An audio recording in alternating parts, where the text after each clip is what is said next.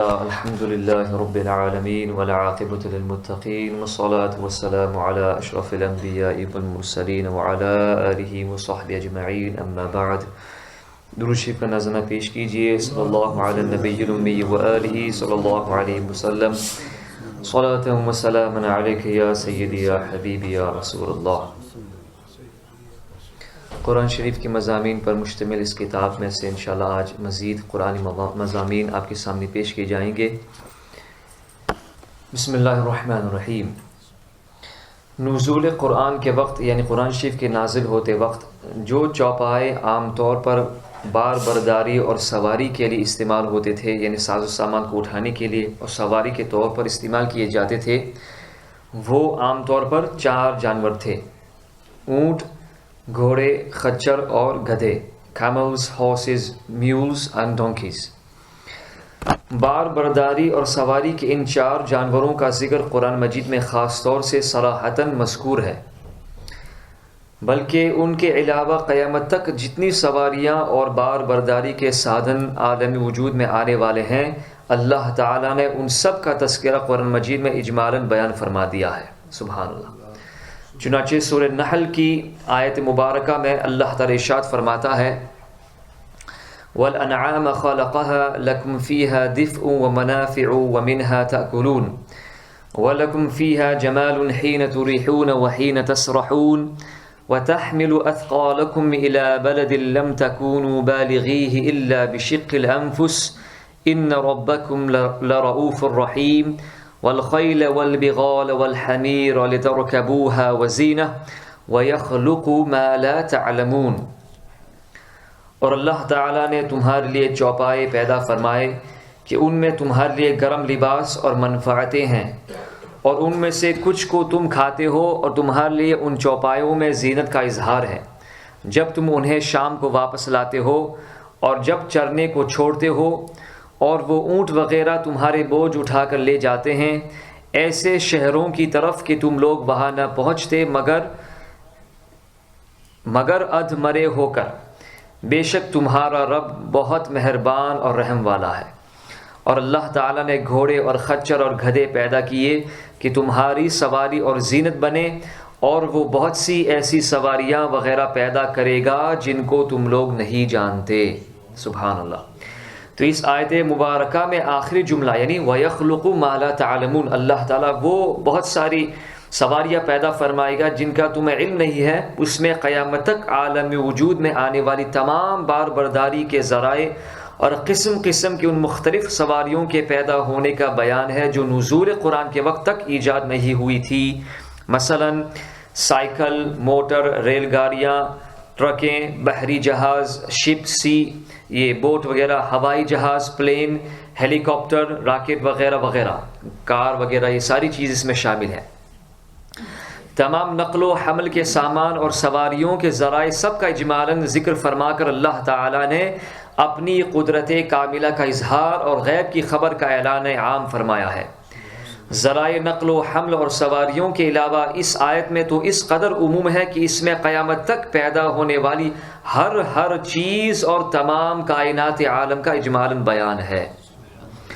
تو 4 سواریاں جو نزول قرآن کے وقت عرب میں عام تھی، ان کے بارے میں انشاءاللہ چند کچھ تھوڑی تفصیلی گفتگو کی جاتی ہے۔ بسم اللہ الرحمن الرحیم۔ اونٹ، یہ اونٹ جو ہے یہ بہت سے نبیوں اور رسولوں کی سواری ہے۔ خود حضور خاتم النبیین صلی اللہ تعالی علیہ وآلہ وسلم نے اونٹ کی سواری فرمائی، اور آپ کی 2 اونٹنیاں بہت مشہور ہیں۔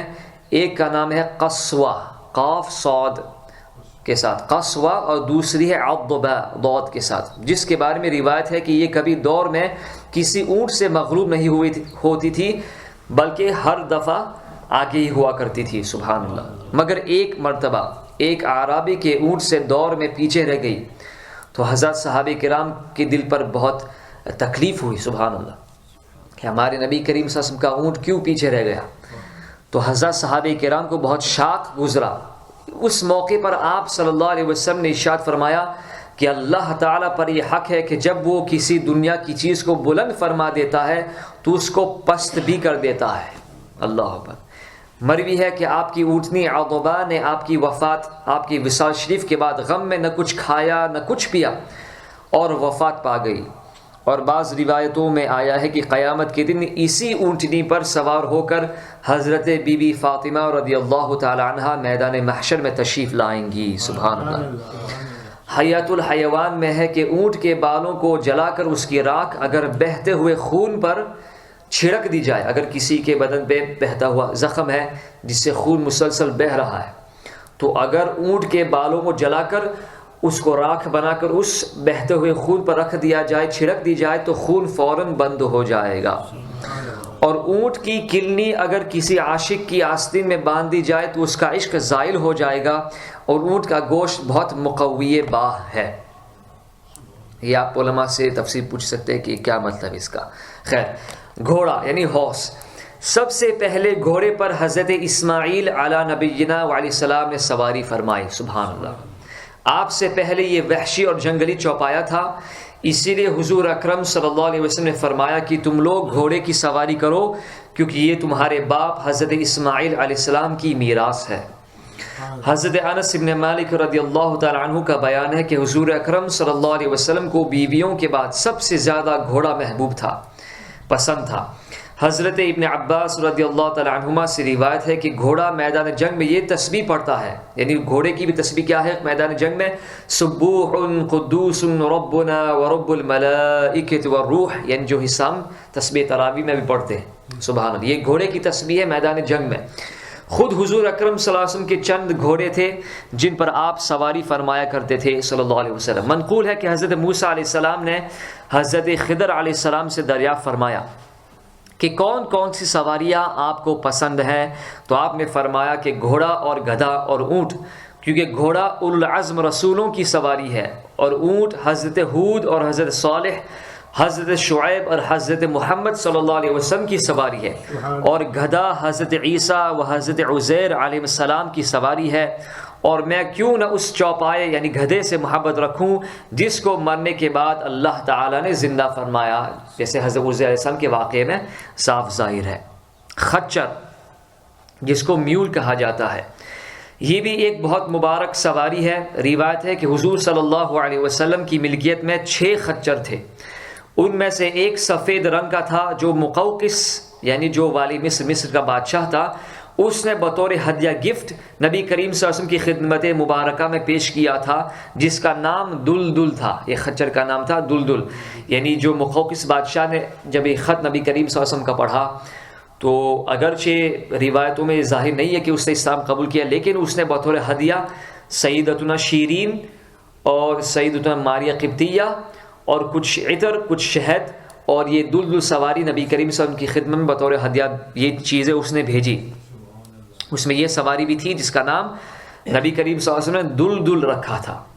حضور صلی اللہ علیہ وسلم اندرون شہر مدینہ اور اپنے باہر کے سفروں میں اس پر سواری فرمایا کرتے تھے۔ اس کی عمر بہت زیادہ ہوئی، یہاں تک کہ اس کے سب دانت ٹوٹ گئے، اور اس کی خوراک کے لیے جو کوٹ کر دلیا بنایا جاتا تھا یہ حضور اکرم صلی اللہ علیہ وسلم کی وفات کے بعد مدتوں زندہ رہا۔ سبحان اللہ۔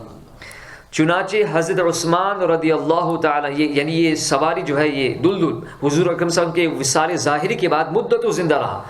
چنانچہ حضرت عثمان رضی اللہ تعالیٰ عنہ اپنی خلافت کے دوران اسی پر سوار ہوئے، اور آپ کے بعد مولا علی مشکل کشا رضی اللہ تعالیٰ عنہ بھی جنگ خوارج یعنی خوارج کے خلاف جنگ کرنے میں کے موقع پر اسی خچر پر سوار ہو کر جنگ کے لیے آپ باہر تشریف فرما ہوئے تھے۔ پھر آپ کے بعد آپ کے صاحبزادگان سیدنا امام حسن، سیدنا امام حسین، سیدنا محمد ابن الحنفیہ رضی اللہ تعالیٰ عنہ مجمعین نے بھی اس کی سواری کا شرف پایا۔ سبحان اللہ۔ اور گدھا یہ بھی انبیاء اور رسولوں کی سواری ہے، اور حضور اکرم صلی اللہ علیہ وسلم کی ملکیت میں بھی 2 گدھے تھے، 2 دراز گوشت تھے، ایک کا نام عفیر تھا، دوسرے کا نام یعفور تھا۔ روایت ہے کہ یعفور آپ کو خیبر میں ملا تھا، اور اس نے حضور اکرم صلی اللہ علیہ وسلم سے کلام بھی کیا تھا۔ سبحان اللہ۔ کیسا کلام کیا تھا؟ اس نے یہ کہا تھا کہ یا رسول اللہ صلی اللہ علیہ وسلم، میرا نام زیاد بن شہاب ہے، اور میرے باپ داداؤں میں 60 ایسے گدھے گزرے ہیں جن پر نبیوں نے سواری فرمائی ہے، اور آپ بھی اللہ کے نبی ہیں، لہٰذا میری دیرین تمنا ہے کہ آپ کے بعد دوسرا کوئی میری پشت پر نہ بیٹھے۔ چنانچہ اس چوپائی کی تمنا پوری ہو گئی کہ نبی کریم صلی اللہ علیہ وسلم کی وفات ظاہری کے بعد یعفور، یہ جو دراز گوش یعنی جو گدھا مبارک تھا، شدت غم سے نڈھال ہو کر ایک کنویں میں گر پڑا اور فوراً ہی موت سے ہمکنار ہو گیا۔ بھی روایت ہے کہ حضور اکرم صلی اللہ علیہ وسلم یعفور کو بھیجا کرتے تھے کہ فلاں صحابی کو بلا کر لاؤ، صرف نبی کریم صلی اللہ علیہ وسلم اسے پیغام دے دیتے، یعنی اس کا علم غیب دیکھے گدھے کا، نبی کریم صلی اللہ علیہ وسلم نام لے کر کے یعفور گدھے سے کہہ دیتے تھے کہ فلاں صحابی کو بلا کر لاؤ، تو یہ اسی صحابی کے مکان کے پاس جاتا تھا جس کے مکان پر جانے کا نبی کریم اس کو حکم دیا کرتے تھے، اور اس صحابی کے دروازے کو اپنے سر سے کھٹکھٹاتا تھا، تو وہ صحابی یعفور کو دیکھ کر سمجھ جاتے کہ حضور اکرم صلی اللہ علیہ وسلم نے مجھے بلایا ہے، چنانچہ وہ فوراً ہی یعفور کے ساتھ دربار نبوی میں حاضر ہو جایا کرتے تھے۔ حدیث شریف میں آیا ہے کہ جو شخص اونی کپڑا پہنے گا اور بکری کا دودھ دوہے گا اور گدھے کی سواری کرے گا، اس میں بالکل ہی تکبر نہیں ہوگا۔ سبحان اللہ۔ تو اس سے کیا ہمیں سبق ملتا ہے؟ ان چاروں سواریوں کو حقیر نہیں سمجھنا چاہیے، کیونکہ اللہ تعالیٰ نے بطور انعام و احسان کے ان جانوروں کی تخلیق کا ذکر فرمایا، اور پھر ان چاروں سواریوں پر حضرات انبیاء علیہ السلام نے سوار ہوئے ہیں، لہٰذا ان سواریوں کی توہین و تحقیر بہت بڑی گستاخی بے ادبی ہے جو کفر تک پہنچا دینے والی منحوسیت ہے۔ بلکہ ہر مسلمان پر لازم ہے کہ ان چوپایوں کو اللہ تعالیٰ کی نعمت جان کر شکر بجا لائے، اور حضرات انبیاء علیہ السلام کی نسبت سے ان سواریوں کی دل سے قدر کرے، اور ہرگز ان کی توہین اور تحقیر نہ کرے کہ اس میں ایمان کی سلامتی بلکہ ایمان کی نورانیت کا راز مضمر ہے۔ اور ان چاروں سواریوں کے بعد جو دوسری سواریاں ایجاد ہوئی ہیں ان پر بھی سوار ہونا جائز ہے، اور ان میں سواریوں کے بارے میں یہ ایمان رکھنا لازم ہے کہ یہ سب خدا ہی کی پیدا کی ہوئی ہیں، اور یہ سب سواریاں وہی ہیں جن کے بارے میں اللہ تعالیٰ نے وَيَخْلُقُ مَا لَا تَعْلَمُونَ فرما کر ان کے پیدا کرنے کا وعدہ فرمایا ہے۔ سبحان اللہ۔ جزا اللہ عنا سیدنا مولانا محمد صلی اللہ علیہ وآلہ وسلم ما هو اہلہ۔